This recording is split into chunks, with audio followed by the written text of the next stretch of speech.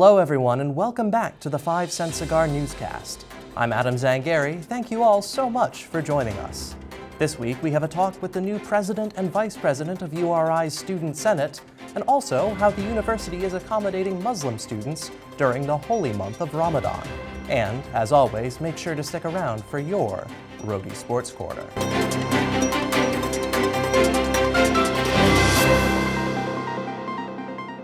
Grace Kiernan and Emily Gamache were recently elected as the new president and vice president of URI's Student Senate. Both senators just finished tenures as committee chairs, and they bring new goals to their new offices. Imani, Fleming, and Potamianos caught up with them to discuss their plans for the upcoming year. With the end of the school year fastly approaching, URI's Student Senate has officially elected its newest pair of student leaders. Grace Kiernan and Emily Gamache now serve as the governing body's president and vice president. It was just something that was always kept coming back to me and being like, you want to make a difference, you want to help people. What better way right now than to run for this position that could potentially help your entire community of peers? Among her many goals, Kiernan hopes to make URI's Kingston campus far safer for women. I want to make this campus safer. It already is safe. We have the blue lights, we have the Rhody rides, but I do want girls or young women to feel more safe and just protected here on campus. She also hopes to lessen exclusivity within the community. I also really want to make campus more inclusive. I think that is so important, especially in today's day and age. Like, we live in a time where everybody should know where the multicultural center is. Everybody should know where the gender and sexuality center is. Like, it's not something that we should be just casting aside. Kiernan's new vice president says her ambition is what makes the duo work well together. I think that's really what's great about working with Grace is she has a lot of ambition, and I'm right there with her. So a lot of her main focus points is what I'm passionate about as well. Kind of continuing and finalizing projects that have been started before me and during my term as well. So we have the menstrual products that we're really trying to push to be free all over campus. So I know this is taking time because of budgeting and stuff as well. So hopefully in the fall next year, I'll be able to really finalize it with the campus chair and make sure that's accessible to all students on campus. She also wants to emphasize the importance of mental health starting in the classroom. So that's going to be a new implementation, and I would really love to see more access to mental health, just more awareness of it, and having students feel as though they know exactly where to go, and hopefully we can just push those resources as well. Gamache dives deeper into the initiative she would like to focus on in her role as vice president. We were hoping to have women, strong women within either their own jobs, CEOs, directors, just come and kind of be a panel for students here on campus. So if they ever want to be their own, basically their own boss, or figure out how to really make an impact in the world, we can ask them questions, they can give us advice, a good way to network with one another as well, and have resources once we graduate, looking for jobs and stuff like that. So it'll be more so a networking opportunity for a lot of people, and just seeing strong women within our communities and seeing where they've gone after either attending URI or other colleges as well. Gamache touches upon how she plans to communicate between the faculty and students.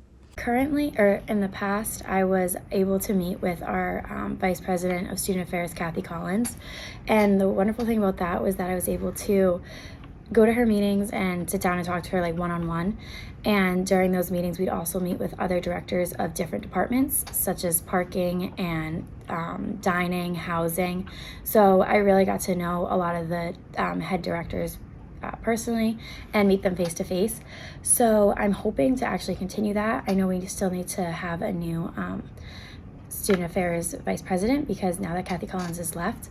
So that's actually one of my main focuses, is to be able to really build a relationship with the person whoever comes in and replaces her, and still continue those meetings monthly, if not even more often throughout the month, and continue to talk to the different department heads as well, just so we can always keep that communication strong between the students and the staff. Since I was a little kid, I've always wanted to do a lot and just help people. That's just always been who I am, and I don't stop working. I nonstop go. So that's kind of another reason why I thought that I would be a good fit for the role, because I have a really strong work ethic for things I care about, and this is something URI is something I care about. Ramadan, which began on April 2nd, is a month of great importance for the Muslim community at URI. The Muslim Student Association and music are helping accommodate the community throughout the holy month, during which Muslims do not eat from sunrise to sunset. Sophia Szabo has more. Not being able to eat, drink, or even chew gum sounds tiring, especially as a college student. But during Ramadan, Muslims do this every day from sunrise to sunset. This April, Muslim students will take their exams early in the morning at the Academic Testing Center, thanks to a partnership between the Muslim Student Association and the university. So the logic behind that is kind of like getting a full breakfast, drinking your coffee and all of that, and being able to take that exam so that you're not at a disadvantage when later on in the day in terms of your peers. This is one of the changes advocated for by the Muslim Student Association, who says they feel more supported during this year's Ramadan than in the past. This is in part due to a formal email acknowledgement from President Parlange's office. I think it was such a beautiful thing and such a monumental moment. Students have been utilizing the new spiritual room in Morrill Hall to pray during this holiday. It's really exciting because we've never had really a space where we could pray, because part of our religion is also to pray 5 times a day. Lulu Al-Riyadi says that Ramadan is more than just fasting. At the end of the day, this is a month that it's not just about not eating or not drinking water, but it's practicing self-discipline, it's understanding gratitude, it's really being thankful for the parts of this world that we often take for granted, and getting closer to our Creator. The Muslim Student Association encourages others to support their Muslim peers by checking in with them throughout the day. Sophia Szabo for 5 Cent Cigar News. Now over to Zach Austin with your Rhody Sports Corner. Thanks, Adam. Hello and welcome back to another edition of your Rhody Sports Corner. After a thrilling 10-8 victory at Merrimack last Thursday, the softball team returned home looking to build off their momentum. With friends, family, and alumni in attendance, they hosted St. Bonaventure in a Saturday doubleheader as part of the team's senior day. We start things off in Game 1, Rams up 6-5 at the bottom of the 6th. Eric Castillo up at bat, and this one is out of here. Castillo's 4th home run of the season puts 2 more runs on the board for Rhody to extend their lead to 3. Looking to close things out in the 7th inning, Liz Lynchard struck out 3 straight batters to secure the win, finishing the game with a program record 15 strikeouts. Rams take the first match up 8-5. Jumping now to Game 2, Rhody trailing 1-0 in the 5th inning. Margot Lesser gets out on a fly ball but sends Ainsley Yoshizuma home to tie it up at 1 apiece. A few plays later, Sammy Villarreal also found home plate to give the Rams the lead. Next time out in the bottom of the 6th, Castillo does it again. This one sails all the way past left field and beyond the Bonnies. The senior gets her 2nd home run of the day, her 5th of the year on the senior day to give Rhody a 2-run lead. Lynchard's day wasn't done yet either.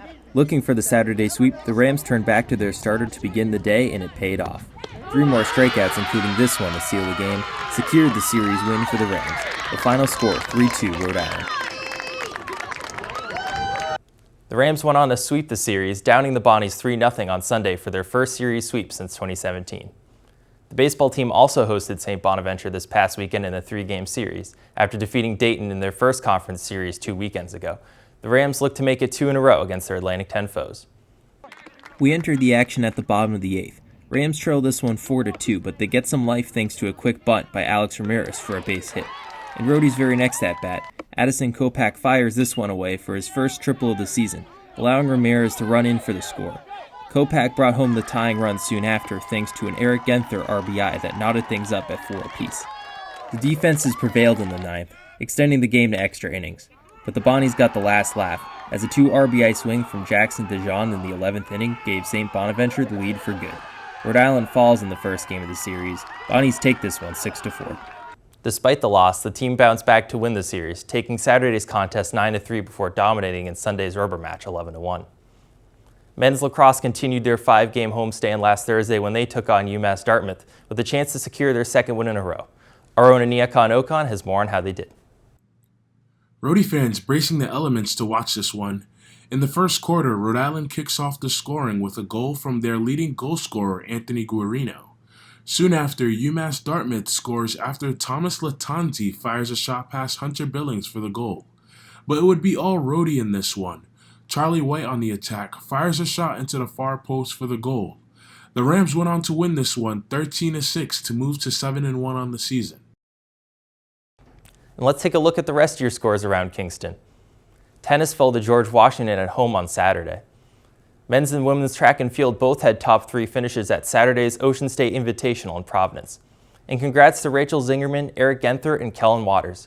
Zingerman won A10 Player of the Week after collecting 5 runs and 4 RBIs last week. Genther won A10 Rookie of the Week after hitting .474 from the plate last week. And Waters set a program record for the mile with a time of 4:04:11 at the Friar Invitational, beating the previous record by nearly 10 seconds. And that's it for this week's Rhody Sports Corner. Back to you. That's all we have for you this week at the 5 Cent Cigar Newscast. As always, make sure to check us out at rhodycigar.com and follow us on Twitter at rhodycigar. From Kingston, Rhode Island, I'm Adam Zangari. Stay safe, Rhody.